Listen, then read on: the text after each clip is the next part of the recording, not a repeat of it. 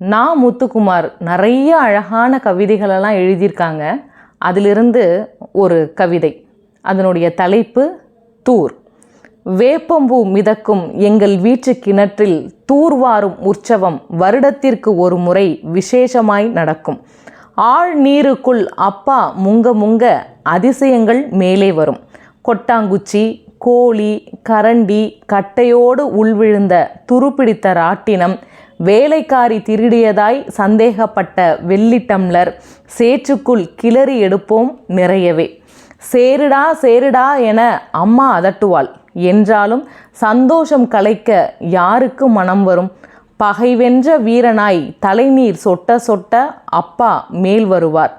இன்று வரை அம்மா கதவுகளின் பின்னிருந்துதான் அப்பாவோடு பேசுகிறாள். கடைசி வரை அப்பாவும் மறந்தே போனார் மனசுக்குள் தூரெடுக்க.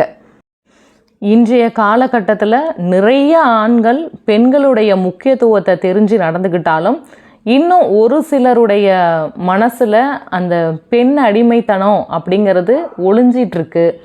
அவங்களும் இப்போ கிணத்தை தூர் எடுக்கிற மாதிரி தன்னுடைய மனங்களை தூர் எடுக்கணும் அப்படின்னு முத்துக்குமார் பதிவு செய்யக்கூடிய ஒரு அழகான கவிதை தான் இந்த கவிதை. நன்றி.